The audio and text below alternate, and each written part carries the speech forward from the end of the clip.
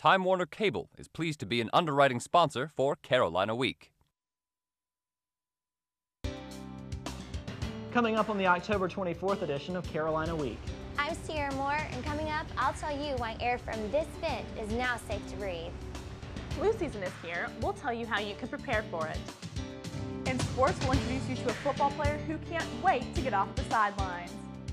We had some much-needed rain today. Laura Pagano will be here to tell us if we'll see more. All that and a trip down to the Low Country. Carolina Week starts right now.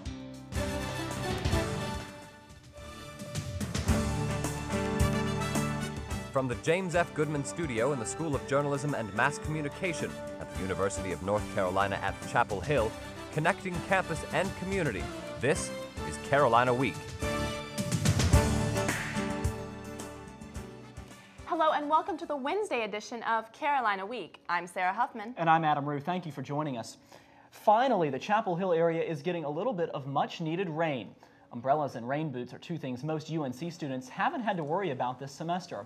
But even though any amount of rain is well received, today's weather hasn't eliminated North Carolina's drought status by a long shot.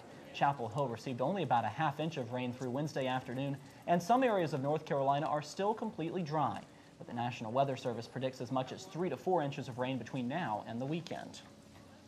In just a few minutes, weathercaster Laura Pagano will have much more about the possibility of additional rainfall.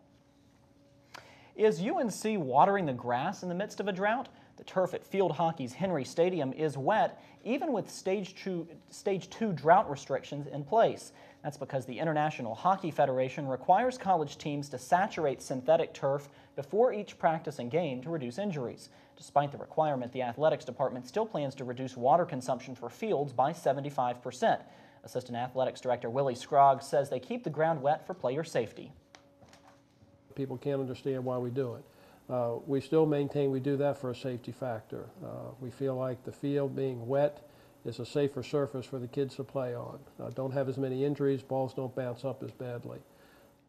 Scroggs says they've been able to conserve more by using reclaimed water on Fetzer and Hooker fields.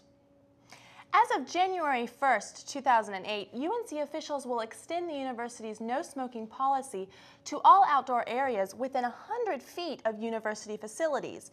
University officials won't designate smoking areas in an attempt to make the campus smoke-free, so no one at Carolina will have to breathe in secondhand smoke. Many students and faculty don't want to breathe in hazardous residue either. Last week we told you about health concerns related to asbestos removal at Venable Hall. Sierra Moore has this follow-up. The noise is still a nuisance, but the likelihood of inhaling hazardous material from construction might not be as big a concern as it was a week ago. One of the major concerns is that dust and microscopic particles could get into the heating and air conditioning systems.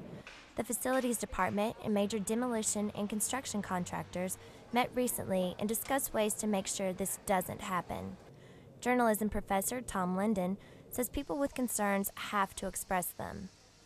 The important thing, I think, is that we take every step possible to ensure that air free of dust and microscopic particles is brought into the air conditioning heating system.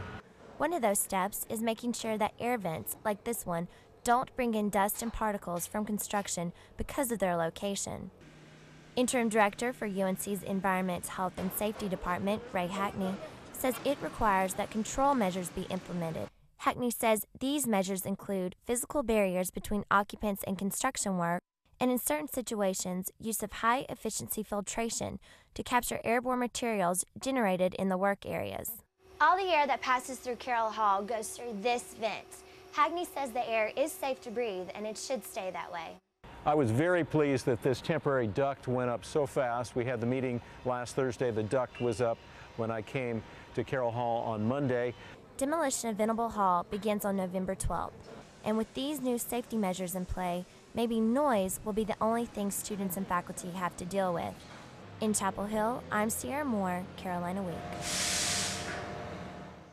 Officials were quick to address health concerns, but with 44 active construction projects going on across campus, expect to be inconvenienced for quite a while. If you're going to vote this year, you don't have to wait until November 6th. Now you can go to the Chapel Hill Post Office on Franklin Street to cast your ballots early. This is a new location for one-stop, no-excuse voting, which started Monday. The program allows any North Carolina resident to register and vote early at the same location.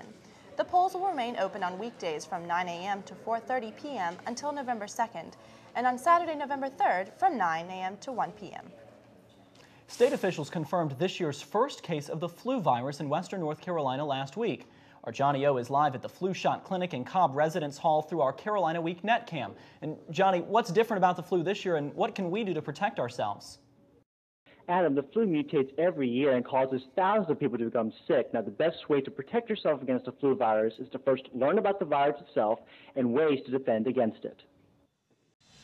Getting sick is a nuisance, or much worse. And students who've heard about the flu say they don't want to get it.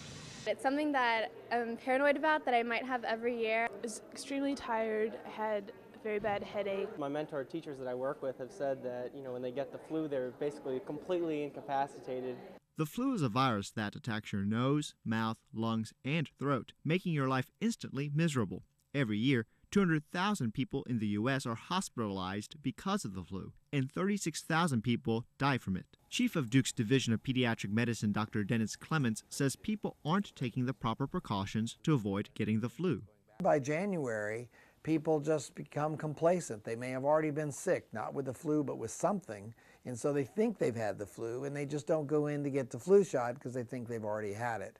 Clements says the best way to protect yourself is to get the flu vaccine every year. One thing for people to understand is often 2 or 3 influenza viruses can be circulating the same year, and they don't all necessarily circulate at the same time.